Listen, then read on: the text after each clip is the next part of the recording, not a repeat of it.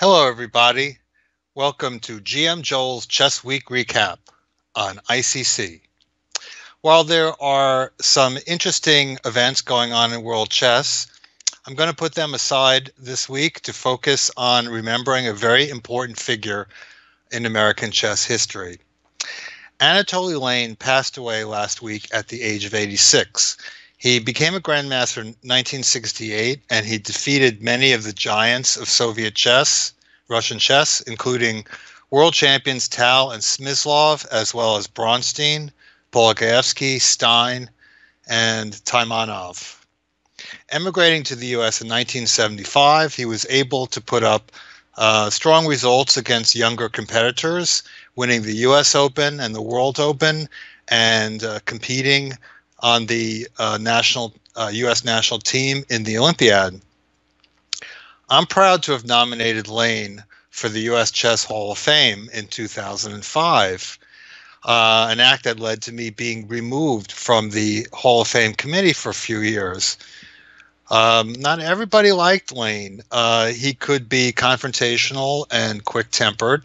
He was a bit like Bill Lombardi in that sense.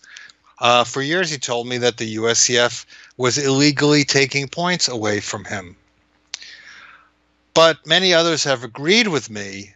Putting any of that aside, Lein is very rightfully enshrined. He was a player whose impact was much greater than events he won or flashy games that he triumphed in. Now, Lein came to America at the same time as Leonid Shamkovich in the earliest wave of Soviet immigration, basically two people in the mid-70s.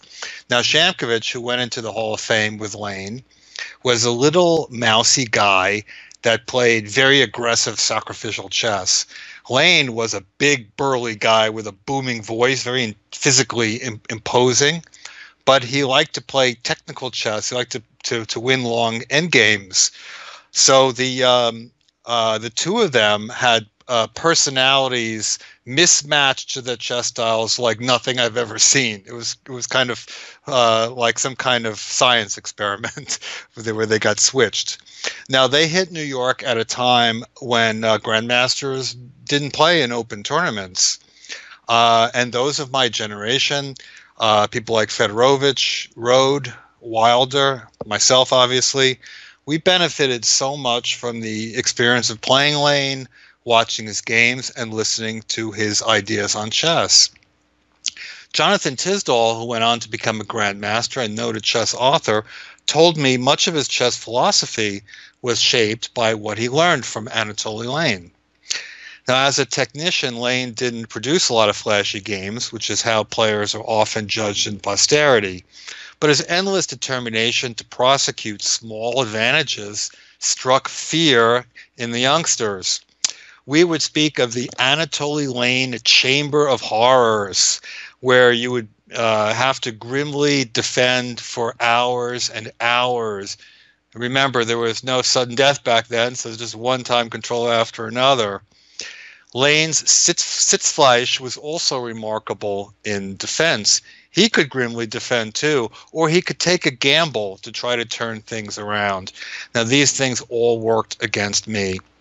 I was writing about Lein recently, part in a strategy book that will be coming out later this year, and I realized how poorly I did against him. I hadn't really processed that because I had a number of really good positions, but I was just never able to manage to win them. And he won at least 5 games against me before I think I even broke through once. So for this show, I'm going to do something a little bit different and use only games that I played with Anatoly Lein, so you can all see how difficult an opponent he was. Okay, when I was 12, he beat me from a drawn position. He took advantage of that I didn't know the drawing technique. But I played him 4 years later. I was getting stronger, IM level, starting to catch up to him, but Lein smacked me down brutally. So we'll start with that one. This is a quick one. I'm not going to comment on this too much, except it has a very nice finish to it. Now here I'm playing the Taimanov variation, which was a favorite, and this was a favorite defense of mine for many years. And here I played the true Taimanov, what Taimanov considers a Taimanov, knight g7, and often white moves that knight away. But I got a little bit caught up in being fancy here. I probably should have just played the standard kind of d6 somewhere along the line like here, but I wanted to play it in a fancy way where black keeps the d-pawn back, keeps the bishop on e7 a little bit open, and often defends against the f-pawn by playing f6. But there's a really timing issue, and I did not succeed in the timing. So there's my f6, for better or worse. Gets off the diagonal. Rook f7. This maneuver turned out to be very unfortunate. Knight d4. And, you know, probably I should have put the bishop back on f8. It's one of those things where the experienced players know that the bishop on f8 just makes you safer. But I did not. And rook e7, so I wanted to bring my bishop. But now, suddenly things just fall apart. And this is a good little tactics quiz. Black, white to play and win. Takes. Okay, rook takes is bishop c4. Okay, loses material. Takes. And now I started to see the problem, but it was too late. Bishop takes e5. It's a very nice tactic. However, I take the bishop, queen d8, leads to a back rank mate. So this shows that Lein, although he wasn't really an attacking player, this wasn't really his style to play very aggressively, but that doesn't mean that he just played, you know, flank openings. He played a lot of different openings, despite not really knowing theory. He didn't really care much about that. He liked to approach things in an original way, and it was more than good enough to stop me in that game. Now, the same year, actually, the next game probably was actually played chronologically before this one, 1980. I got my first taste of Lein's Houdini routine in the famous Lone Pine tournament, where I played Lein a couple of times, and we'll see that one next. Okay, so I'm white in this game, and he plays the Najdorf. Now, I started by saying what a technician he was. He wasn't afraid to play sharp openings, but you know, the Najdorf, he didn't really know the Najdorf. He kind of made it up, and I was happy to play against him. I probably knew more theory than he did, and I played aggressively. It was the basic Russian theory of the time, that when you played an experienced Russian player, they were so well schooled, they knew strategical chess very well. You tried to checkmate them. And that was certainly true with Lein. So I always tried to play for the attack against Lein. And here it goes with knight c6, which is not really a theoretical move. And so I take it. I guess pawn takes would run into e5. So he takes with the queen. And of course, I'm making this up as well. All right, so get out of the pin, some e5 ideas, and he pushes. Now I played a fancy move, which actually wasn't that good. I should have just taken the knight on f6. And the nice point is that if he takes with the bishop, then the thematic knight hopping into d5 happens. He can't take because I take back and win the queen. So that comes out very nicely for me. So he probably has to take back with the pawn, and then I can just retreat to b1 and come back out later. And I know computer says I'm much better. Maybe it's overrating things. It does kind of look like a Richter Rouser, but my move was clever, knight b5, but if he had played e5, that takes away my retreat square, and if I take the knight, now I can take with the pawn. It looks slightly ugly, but the knight on b5 is in a lot of danger here, and I'm not sure that I can make this work.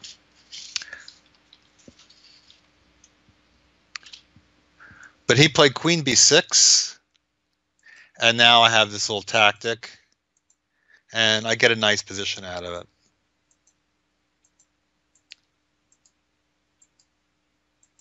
And now I thought I was basically just winning, but I probably completely overlooked this move, hg5. It turns out it's just very good for me anyway, because I get a rook for two pieces, and I clean up a lot of pawns. And I don't necessarily play this the most accurate way, but I have a couple of extra pawns, and the rooks are great in this position against the king. And I won't say that my play was accurate at all, but okay, I'm really kicking him around. I missed a lot of opportunities. G3, what's that, right? Maybe I should just play G4, G5, H4. I mean, I could just push those pawns. I mean, I got him so busted here, but I don't know. I'm probably playing this a little fancy, trying for something forcing. But look how he's tap dancing. He's hanging in there. He's not letting me break him down so easily. And then eventually I get the idea that to push my H pawn, which was a good idea.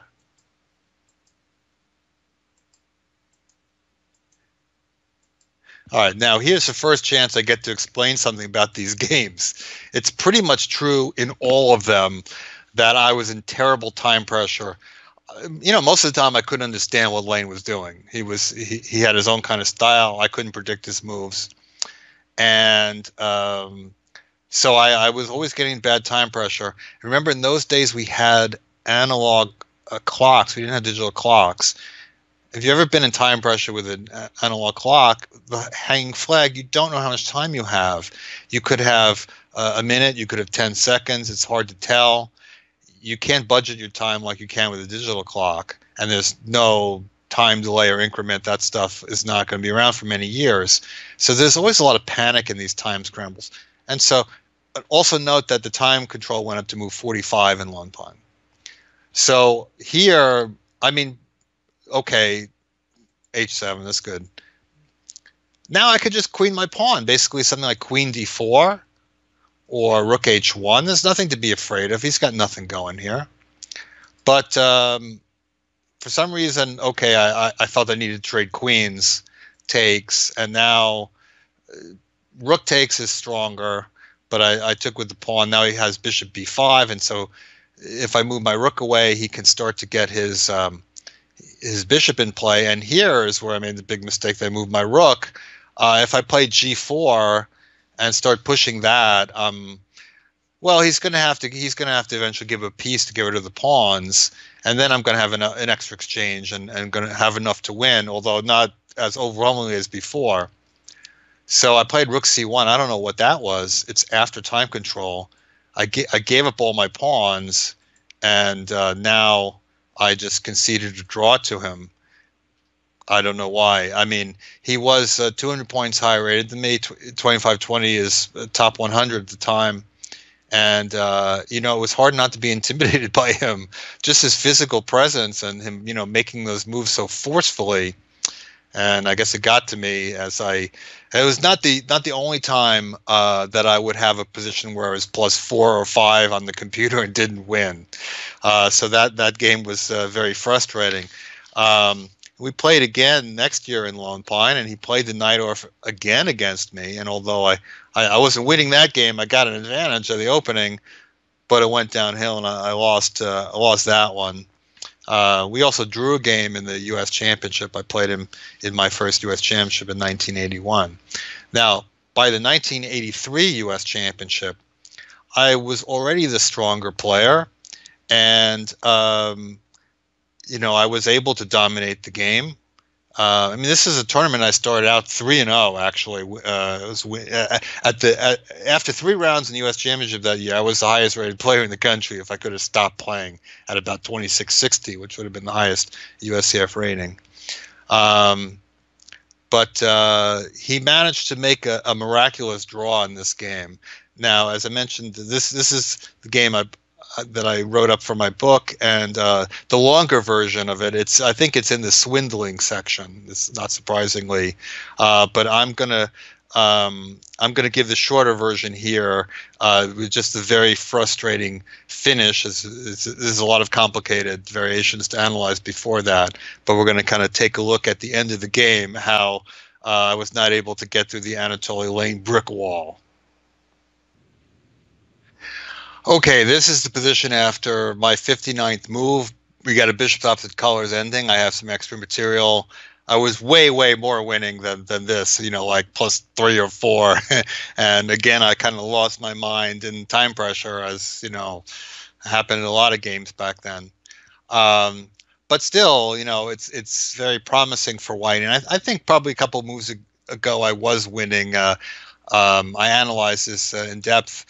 it's very hard to analyze these kinds of positions because you have so many fortress possibilities. The computer isn't always a great help with its initial evaluations. But in this position, Lane surprised me a little bit by giving up his pride and joy, queen the pawn to take off my a4 pawn. And I thought, well, I mean, I had these connected passed pawns. They were blockaded. And now I still have one pawn, which should kind of take care of him. But Lane realized that he had a fortress in this position. Now, at first sight, it seems like, well, I have a majority over there. I make a passed pawn. I make him give up his bishop, and then I come back to the other side, and I have a healthy pawn. I can protect the b5 pawn with my bishop forever. But it doesn't work that way. He sits on my f pawn. And the thing is, I cannot trade f pawn for g pawn because then the bishop on this c1 h6 diagonal, my extra pawn, is worthless. So I play this f4, king c5, king e4. So now I see some problems, so I temporize. I don't literally gain time on the clock, but I guess, I sort of get to the next time control. So I am sort of wasting some moves here, trying to figure out what's going on. See, part of the problem is if I play king g4, okay, with the idea of f5, f6, there you can play bishop e7. And when my king comes back to f5, he goes back to d6 and sits on my f pawn.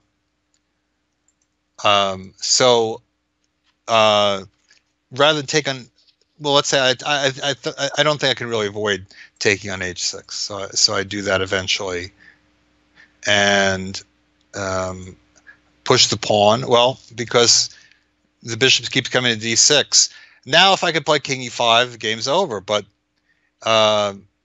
he blocks me, and now he stays on this diagonal, and it's my own forces are helping to keep my king out. Now, I looked at this later to see what happens if I try to kind of shift everything around so that I could try to penetrate in the queen side. So I came with this variation: bishop d3. This is kind of funny. Bishop g7, king f3. I got to take the long way around, right? Because I don't want to lose my b pawn. King c2, bishop d8. All right, king b3, king d4. It attacks my bishop, so I do need to hold on to the bishop. Bishop c4, and look at this. He shifts king e5, and he set up the same blockade on the other side of the board. Now, one thing, if at any point I sacrifice my f pawn, even if I get my king in there and I win his bishop for the b pawn, I'm stuck with the wrong rook pawn.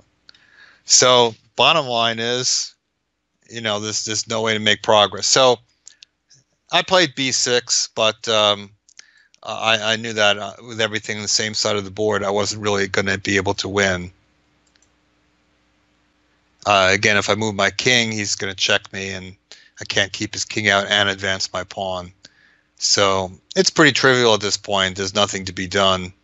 f7. If I play king f7, I still don't achieve much because he again sits on my f pawn until I move it, and now he doesn't really care if I go over and take the h pawn, because he'll just put his king on f8 and it's a fortress. I can't get through. So after move 81, I acquiesced to the draw.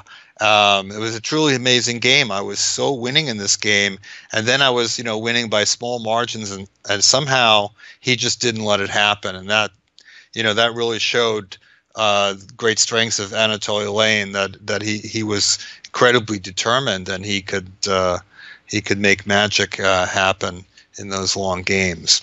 So that was a very frustrating game for me. And the next game, we're going to skip ahead to the 1986 U.S. Championship. Now, by this time, I'd made my breakthrough in the previous year. I tied for second, and I'd made my first Grandmaster norm. And I was, headed for the top 100, actually. Actually, in 1986, I made the top 100. No, I take it back. 1984, I made the top 100. I was in the top 40 in 1986 in the world. So I had already gotten to a point where I had surpassed him in strength, and maybe got a little bit cocky. I was used to picking up points against, well, I would say, not the top competitors. And Lane, after all, was 55 years old in 1986, which is even older than I am now. It seemed ancient. It's only a little bit older than I am now. But, I kind of figured, okay, I'm going to get a point against him. Oh, boy, was I wrong. And he really gave me a dose of humility in this game. And we're going to see that one next. Okay, so Lane plays d4 in this game. I mean, he was actually pretty successful against me playing e4. But he plays queen pawn. And this is a type of position that I played a lot in the old days. I like to double those pawns. And I won a lot of good games this line. I beat Michael Rode in the same tournament from a similar position.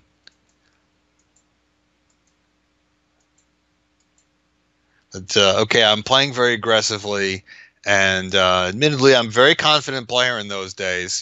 Because I'm on a good streak, and in those days, I did not have a real great sense of danger against players that I thought I was better than, and that can be a problem. So I castled kingside.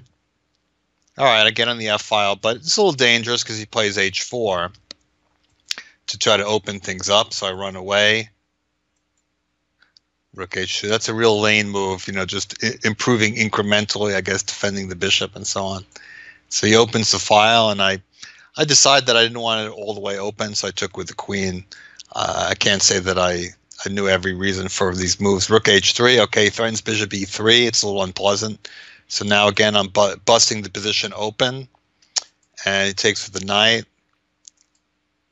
I mean, what I'm doing doesn't look really so great here, but it doesn't work out so badly. I got my queen back in there, and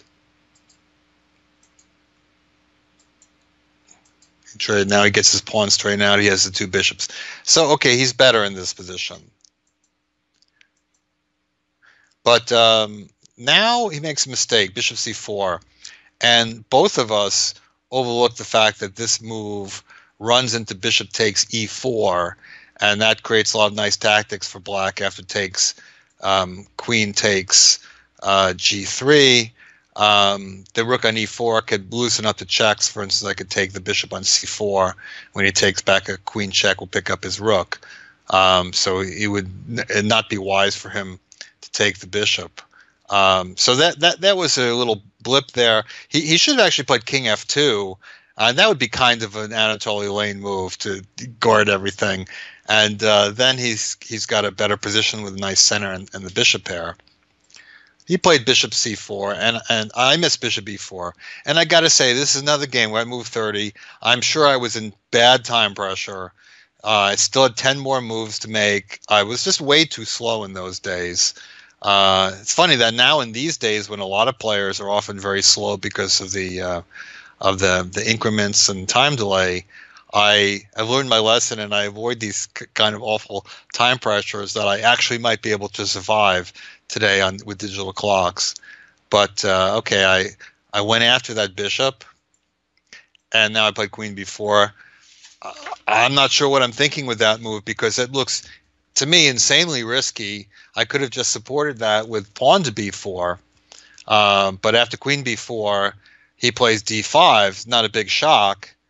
And then I play a4. But this is not good for me. In fact, he has something even stronger than what he did. The computer indicates that white should play e5, attacking the queen. And imagine he didn't do it, because after I move the queen, I'm attacking the bishop. And it looks like he's going to lose the pawn on d5, which is true. But then he can follow up with bishop g6. And I can't stop him from playing bishop f7, driving my king onto the h file, and then rook comes to f6, and I'm in great danger of being checkmated. So the position is very good for white, maybe close to winning. Now, Lane played something really, really clever, and I'm not sure that I saw this coming. I was in terrible, terrible time pressure. And I also, again, I tended to be optimistic when I was playing someone who I thought I should beat. And I thought, okay, Lane is old, and he's not good in the tactics anymore. Well, but he gave me a shock with that d6, and suddenly he's queening a pawn. What to do? I can't stop it. So I queen my own pawn, and it turns out that black is okay because I can hide my king. He has no checks, and I'm going to make a queen of my own. So he plays rook f6, check, king f2.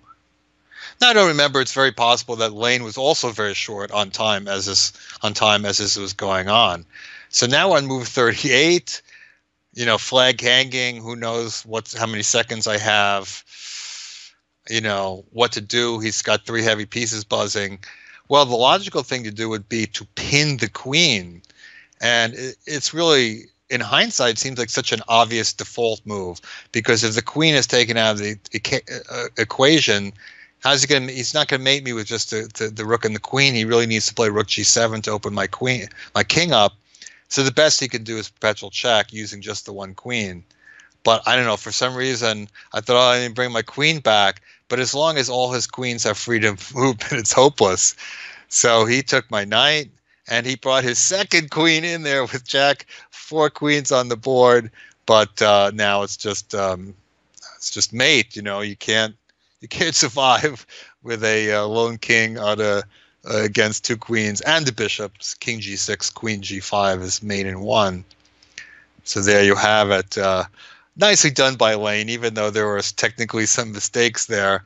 But I love the way that he's not going to make concessions to his age. He was ready to play. He's ready for a fight. He wanted to take it to me and show what he could do.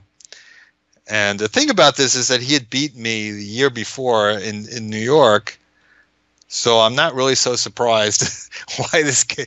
Well, why was I surprised that this game was so tough? I mean, it was always tough against him, but somehow I was almost comprehending when I lost this guy. He's in his mid-50s. I'm in the prime of my career, but that's the way it goes sometimes. Lesson learned. All right, so next we're going to have a game from 1989 where Lane somehow slipped through my fingers again. All right, so this game was played in the New York Open. And so Lane plays the modern defense. He wasn't a specialist in any opening. He just, but he was not afraid to try out a lot of different things. Bishop e2. Well, everything is kind of a time capsule. I think at the time I was against the Pierts, I was playing a system with an early bishop e2 and h4. So I guess that's my idea. I want to play h4. I'm not sure why I didn't play h4 right away. Although there is a little bit of a point to it. After h5, bishop e2 is useful here because white can play knight f3. And if bishop g4, then knight g5. See, as a Piert specialist, modern specialist, I know that black likes to chop that knight if he can. But here it gets to g5, which is an annoying tagging position. Now he plays a6 and then c6 and b5. It looks very strange. Okay, he's, he would play these openings in his own special way. He's an original player, which sometimes could be great, but against a lot of the, the top players, sometimes not really having your openings down pat could lead to problems. Shamkrich, on the other hand, the mild meek guy, he was a big theoretician, so that's another way they were completely different. So I did have this habit of pushing pawns on both sides of the board. I don't know if that was such a great idea, but I made it work. I got a kingside attack going and pushed g4. And I was able to open things up to get at his king. And he's trying to counterattack, but I'm faster in this position, and I have a really good game because, he's just not in position to defend his king. But here he gets slightly desperate, and he plays very aggressively, and I'm going to wager that he takes advantage of my time pressure because we're 17 moves away from the time control. I'm sure I didn't have any time already. Rook d1. Now he makes a smart, practical decision. He jettisons the knight, but he gets some pieces out, and now he creates some counterplay. Queen f4, attacking my knight. Now, if I play something like knight h5, I actually get mated by rook e2, bishop g4, king d3, bishop f5, king e2, rook e8. Suddenly the black pieces all jump over me. So, you know, Lein had this this wisdom to know, you know, that you can't defend grimly all the time. Sometimes you have to try to change what's going on. And okay, he's still losing this position, but he's trying to complicate. Now he grabs a knight, which, well, objectively is losing. But okay, at least he takes his piece back. And I have a lot of winning moves. I play rook d4, which doesn't spoil anything. Queen e3. Well, I'm not sure why I didn't play queen f6 here. It threatens a mate in one, and black doesn't really have a good way to defend. Maybe I was afraid of queen g1 and then rook e2, but it doesn't really, there isn't really anything there. So I played knight e4. Okay, well, this move does win. And he checks, and now bishop f1 would have ended resistance a lot sooner if he takes on e4. And when I take back, he doesn't have the same tricks he did in the game. So here my king is a little exposed, and so he takes his shot. He sacks that exchange and brings the knight in. Now, I took this as a database, and I noticed that in some sources have black playing queen c5 here, kind of ridiculous looking move, but knight c5 was what was played. And the knight now attacks the rook. It threatens knight b3. And here I started to see some ghosts. I could play rook e5 here. I took on f7. This is okay. But now I still can just move the rook. Rook e7, let's say knight check, king d3. I ain't afraid of no ghosts. There isn't anything actually there. He can check me. And check me, and I run. He can check me. And now if rook f8, queen f6 is basically mates because the bishop move is met by rook h8 mate. But again, flag hanging, and I just totally panicked. Totally panicked with rook h8, which assures a draw, but also assures of nothing more than a draw because my rook is missing. So the game ended in perpetual check. You know, and it's a game that if you go through in the computer, you'll see that for several moves, the computer rates the position as like +3, 4, 5. I mean, just absolutely total game finish, and yet he slipped away. Now, of course, well, a lot of this is me. You know, I'm getting in bad time pressure. I'm panicking. I'm maybe making too much of his moves, too much respect for his moves in bad positions. But you also got to give it to him that he did have a way of wiggling out, and he was very, very good at it. So in 1989, he still held me to a draw. Now, finally, 2 years later, I was able to beat him.